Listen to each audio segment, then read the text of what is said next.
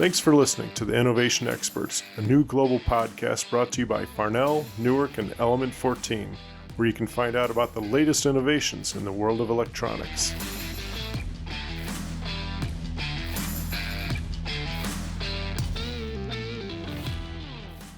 Hello and welcome to our next interview from The Innovation Experts, a global podcast by Farnell, Newark, and Element 14. My name is Cliff Ortmeyer and I'm the Global Head of Technical Marketing, joining you from Chicago. Today we have Justin Sheard from Fluke joining us from Minnesota. Justin is a senior engineer and industrial imaging specialist with the Fluke Routine Maintenance Group. In this episode, we're going to find out how Fluke's disrupting the maintenance and repair space using handheld test equipment to test the latest innovations in sonic imaging technology. Welcome to the podcast, Justin. Thanks. Good to be here. Tell us a little bit about yourself, if you don't mind, and how you ended up at Fluke. Yeah, well, I have a physics degree and also a mechanical engineering degree, and I was able to get into new product design right away out of college. At first, it was these photoelectric sensors at a company called Banner. Then a few years later, I started working for a company called Infrared Solutions, who designed and manufactured thermal imagers. Well, that company was a small company that Fluke saw potential in and decided to purchase us in 2005. For most of my career then, I've been the lead mechanical engineer in charge of these thermal imagers and designing and manufacturing them. So Fluke has been a part of my life for almost 20 years now, and every year we keep coming up with more new products, new thermal imaging, and I was fortunate enough to be in the middle of all of that from the time that we were purchased until now. Very cool. Got to say, I'm a little bit jealous. I'm an electrical engineer by trade, and I remember taking mechanical engineering in college, and it just didn't stick. I'm like, you know what? I don't care what forces there are. Just stick a brick underneath it, and it won't move. That was kind of my solution to everything. So I admire you, and I wish I had your knowledge, but it got me this far, so I guess I'll stick with it. So how's your position at Fluke, evolved over the years with your degree and everything like that? How has things changed, or what have you seen changing at Fluke?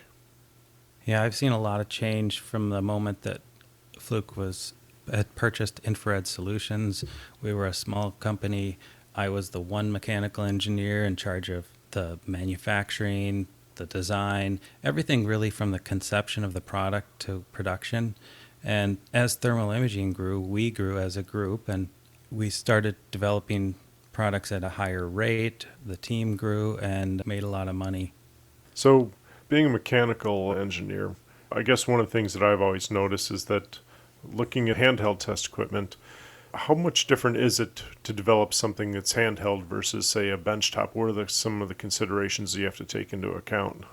Yeah, well, it's primarily about the customer. And so how they will use the product is how we'll design it. Making it easier for the customer to do their job is kind of paramount. So in order to do that, we need to go watch them and get voice of customer. And Fluke's really good at doing that. Whether it's for a handheld tool or a benchtop, it's understanding their workflow. What do they need to do during the day? And we want to make that easier. When you think about handheld tools specifically, their workflow is maybe picking up that tool, pointing it somewhere, or getting it where it can take that measurement. So we want to make that interaction as easy as possible, from the way that it's interacted with physically, also the graphical interface, whether it's going to be touchscreen. So we really take into account everything about how that person does their job. Even, are they wearing gloves? Are they outside, inside? Will they be using it all day? All these things come into consideration when designing a product, and they then go into the requirements for the product, of course. I'm guessing ruggedness is probably one of those things that has to be accounted for. How do you guys have such a reputation for making such rugged equipment? I've got a Fluke meter that's got to be 25 years old, and one of my previous companies is probably still looking for it, but they'll never hear about it on this podcast. But I mean, that thing's seen a lot of rough times, and it's still, it's going on like no tomorrow. How do you guys do that, make things that are that rugged? Well, that is certainly what Fluke is known for, is a rugged product. And I've heard a lot of stories about the meters being driven over, dropped from incredible distances. So that is something that we as design engineers want to carry forward. And I think it When you think about how does an organization like Fluke keep that brand image of rugged going, well, it takes the entire organization over time to stay true to it. And Fluke standards then for the testing of the product are high, but it's not just that. It's going out and understanding, well, what kind of rugged do you want? Do you want it to be able to be dropped from a ladder, or is it on your desktop most of the time? What about vibration? What about water, dust, chemicals? So we really go back to that customer need and turn it into a product requirement, which is then actionable by engineering. Engineering then turns around and creates ideas and prototypes. And so it's the commitment to that iteration and that innovation, really, to extreme ruggedness, which is critical to meeting the rugged needs. And so you got to do a lot of different things well. You keep doing them. Things can be simulated these days, but in the end, there's really no substitute for a bunch of working prototypes and going and dropping them like from a ladder or from a bench and seeing how it fails. Right. And actually, I mean, of course, when we talk about Fluke, my mind always goes to the yellow meter. And that's what I think. As soon as I think Fluke, I think, yellow meter. And it's kind of like the staple. But realistically, you guys have a huge amount of a portfolio that, I mean, there's parts of it that I've never even seen before. How far does that portfolio extend? What are you guys into for people that aren't familiar with it? Well, there's parts of that portfolio I have never seen too. It keeps growing and growing. Right. One of the products that we're now stocking and that I've seen, and I thought, wow, that's pretty amazing. I never even would have thought that Fluke would come out with something like this, was acoustic imagers. And I was like, what is that used for? It seemed like something just, I'd never imagined it from you guys before. Can you tell me anything about that? Because I was really interested to see that one. And it looked like it was really heavily geared towards manufacturing space and maintenance, which, again, not being strictly electrical, I thought that's kind of a novel idea. So can you give me any information on that one? Sure, that is really one of the most exciting products today is the acoustic imagers in what the II900 and II910 models. And this is a new technology. It's a new imaging technology, so to speak. You think of thermal imaging and what that did to manufacturing and to test and preventive maintenance 10 or 15 or 20 years ago even. Well, acoustic imaging is doing that now. And originally, Fluke saw this technology as a way to meet a need. Again, it's back to customer need, but it was a pain point that manufacturers had and really didn't have a good way of dealing with it. Compressed air leaks are a huge component across industry. Factories use them in many different ways. So it's a well-known problem that those leaks cost a lot of money, it's a lot of energy. So this technology was originally turned into an acoustic imager to be able to detect compressed air leaks. Now that's a well-known problem in the industry where the network of pipes and valves and regulators that's used to create this compressed air, which is used in manufacturing, it's used in all kinds of industries really around the world. When I think about compressed air and issues with finding leaks for compressed air, I mean, is that really a big problem? I mean, why is having small compressed air leaks such a big deal? Does it really make that big of a difference financially? Yeah, it's a bigger problem than you might think at first. And it's a problem that people have kind of ignored in the industry because, well, there wasn't a good way to find and fix those leaks. So if you look at how big is the problem and what is the problem, well, about 7 out of 10 companies use compressed air in their manufacturing processes. And a compressed air system in a typical factory goes really literally miles of pipes. And so any leak, there's so many possibilities for leaks around that factory, it adds up.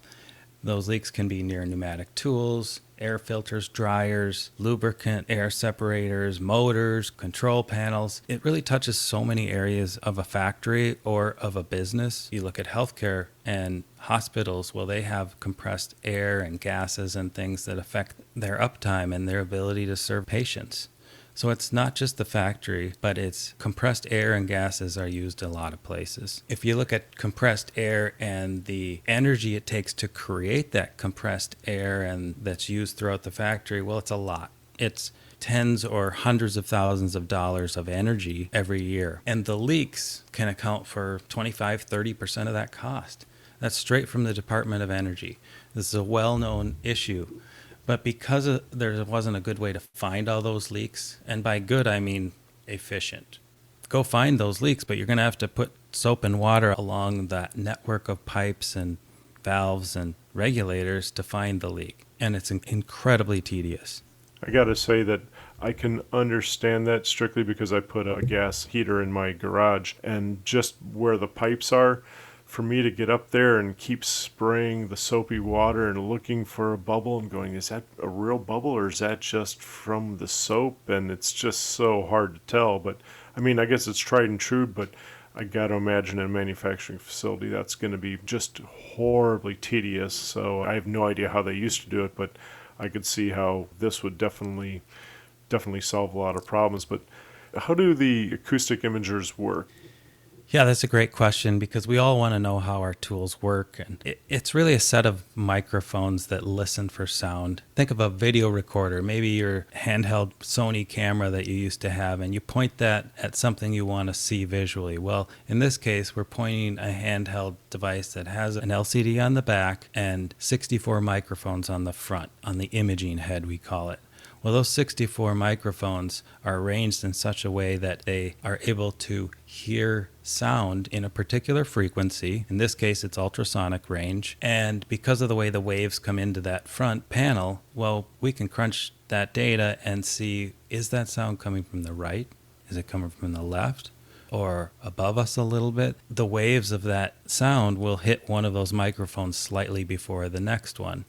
In addition, we can take that sound and filter out the frequencies we don't want to look at and turn this into an image. Combine that with the visible image of a simple camera on the front of the device, and you have a pretty useful tool that'll tell you, well, where is sound coming from? It just happens that ultrasonic frequency sound comes from compressed air leaks. So compressed air, gases, vacuum leaks have a signature, so to speak, of sound that this device can detect, and not only detect, but point out on a screen where it is. And think of how valuable that can be, pointing the device over an entire network of piping and valves to pinpoint within a minute or two where a potential leak is coming from. It's just a complete game changer. I've seen people wowed beyond words and really happy and excited that they could purchase this tool and find their leaks so easily. And it's not just about finding the leaks for a cost and energy savings standpoint. We found that our customers are using it for different things that are much more important to them, like uptime. If they can find a leak on a valve or on a pneumatic robotic suction cup that maybe is not working quite right, well, they can fix that before it causes a problem or it causes quality issues. Think about food and bev. They have all kinds of gases going into not only their product, but the packaging. If they could take a scan of the area to make sure that there isn't a leak going on, either at the source or where it's being used at the packaging and the product level, well, that's a lot of value. You've talked a lot of different applications where these things are useful, and honestly, I'm kind of amazed that that's how it works, because I thought, how do you pick out the noise from a leak versus like in a factory? You know, you're always going to have a lot of ambient noise, but you said the signature's quite a bit different from a leak versus just ambient noise. Is that right? Yeah, and that's a part of what wows people is it's so loud you can barely talk to the person next to you, and yet that sound is completely filtered out. And on the screen is a simple sort of hotspot, like a thermal imager, on top of maybe the joint that's leaking. And the background or overlay is the equipment. So you can go right to that spot. You don't just tag it with a physical tag, but you have a picture. And you can use that picture or a video to send to your maintenance crew. It's incredibly helpful. And it's something that because of that and because of the way it works from a distance and non-contact, it can be used while the line is still running. So a lot of methods maybe to investigate the equipment from a leak standpoint or quality, you got to turn the equipment off. Well, you don't have to do that here. and the imager gives you just as good a results. Even better because it's testing things when they're running. And I'd like to step back and talk about, well, what are the value props our customers are seeing? Well, they're in 4 different areas. One is the cost and energy savings I talked about. The other is uptime or reducing downtime by noticing and fixing issues that could result in that. The third area is that product and equipment quality. But the fourth is safety, and I haven't really talked about that, but situations finding a gas leak can save a life. It can save catastrophic events or gas leaks in confined spaces, gas leaks in food and beverage where there's CO2 or oxygen or other gases that can erode on the equipment and cause a potential issue. So there's really those 4 areas: savings, uptime, product quality, and safety. And some customers, one of those is a lot more valuable than the others. No, that makes sense. When you were talking about that, I was thinking about hospitals and all the gases that they have there. And it's one of those tools that when you look at it, you think, oh, how did I ever live with this before it came about? So it's pretty novel. You've highlighted some actually pretty good examples in terms of what it's used for, but are there any other applications that you've seen it be used in or that you think it'd be useful for that people might not have thought about? Yeah, there's pressurized steam. So steam pipes, steam traps, being able to see the issues there, outdoor exhaust leaks. I talked about vacuum leaks a bit, but that can be, I've seen that in a refinery where there was a vacuum leak they couldn't detect over time, weeks, months. We just pointed the camera at that equipment and immediately found the spot and they fixed it. They found where that gasket was not working well. Aircraft and automotive, there's a number of applications like the fuselage in aircraft. There's a lot of potential leaks there when it comes back for servicing or even when it's designed and manufactured. So from a long distance, maybe from above the aircraft, you can get an indication of where that leak might be. Another one that I like to talk about is automotive.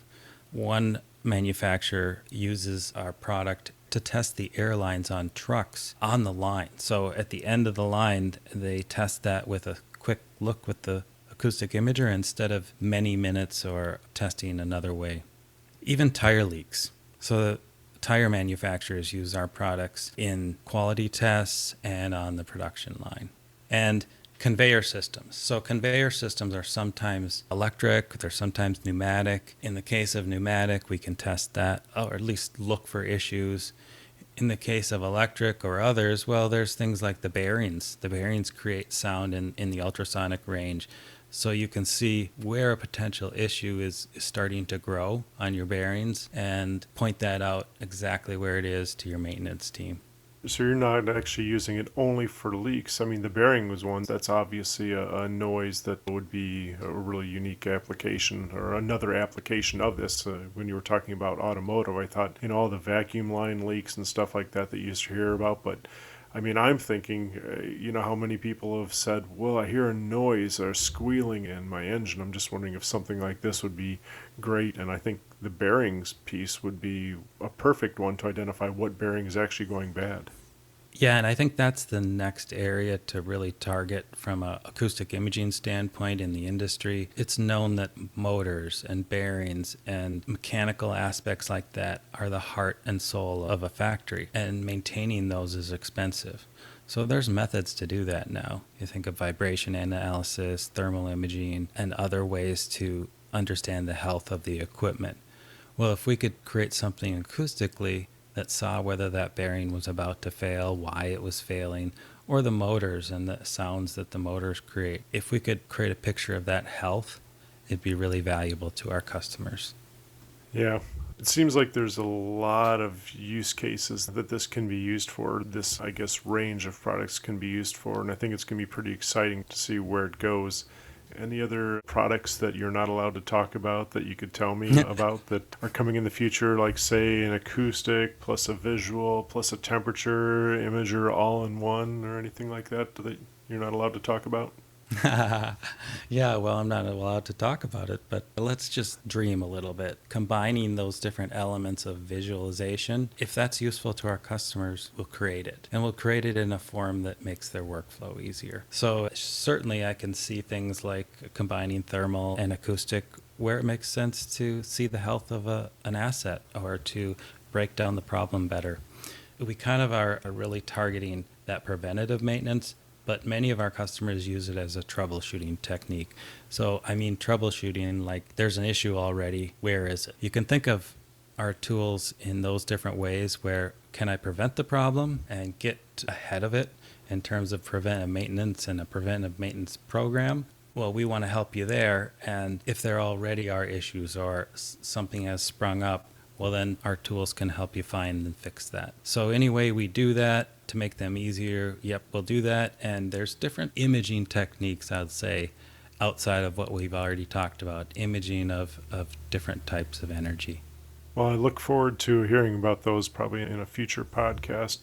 Actually, this has been great. I'm actually really excited about the potential for this because, I mean, we all know IoT, preventative maintenance, it's all about sensing. And this is just one more tool in the sensing arsenal that we may not have thought about. And I think it's going to have huge implications going forward. So I'm pretty excited by it. And I'd like to have one just to find the leaks in my garage because before we started talking, my compressor keeps going off and I have no idea where in all of my fittings and lines in my garage the leak is. So maybe someday I can hork one of those from you if we ever meet up.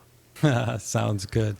It sounds like your network of pipes is large enough to make a difference. It would find it pretty fast. Very cool. At the end of each podcast, I'd like to do some questions just to get to know you a little bit better. So I hope you don't mind me throwing some crazy things out at you.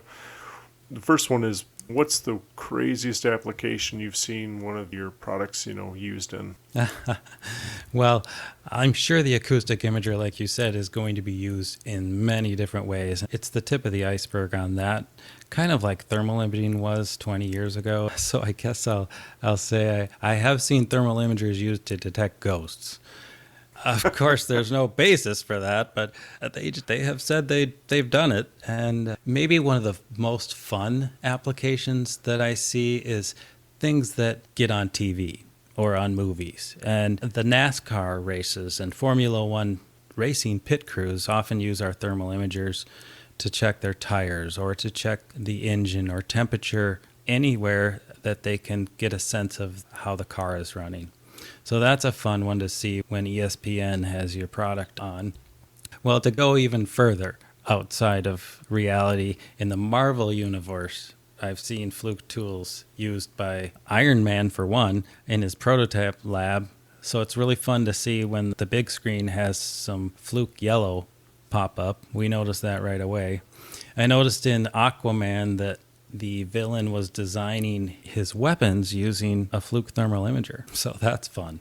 Yeah, I'm actually going to have to look at that. My daughter and I are huge Marvel fans, so now I'm going to have to go look for that one. Hopefully you got some good product placement coin out of that one, so that's pretty cool. But it actually leads directly to one question that I always want to know is, who's your favorite superhero and why?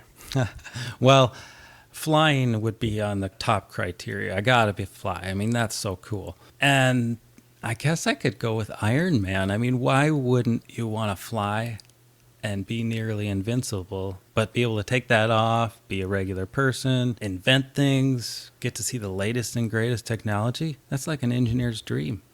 Yeah, something about billionaire, philanthropist, playboy, and he's got the ultimate workshop. You can do anything there. What about you? Any workshop projects or anything you're working on this weekend? Yeah, most of my projects these days are centered around my two boys.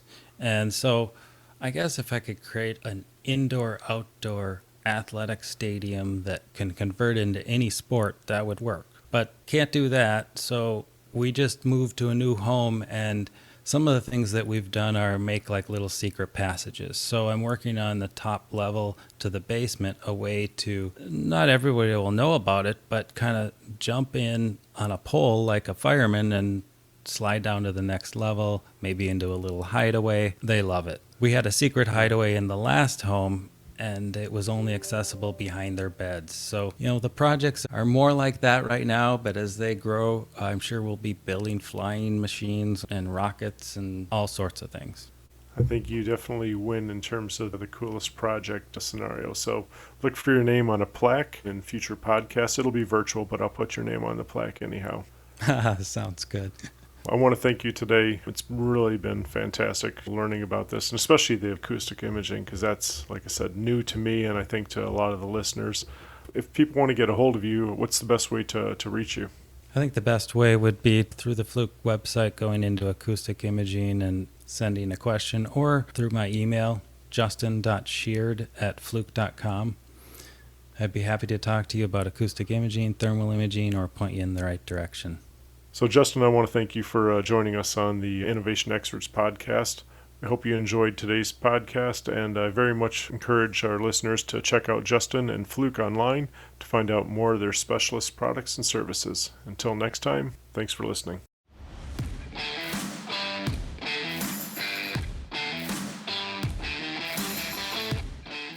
We'd like to hear what you have to say about how test and measurement equipment supports innovation in your industry. So please get in touch with us at technology@farnell.com. If you enjoyed the podcast, don't forget to subscribe on Spotify, Apple Music, or wherever you get your podcasts. All right, I'll see you all for another interview on the Innovation Experts very soon. Until then, thanks for listening.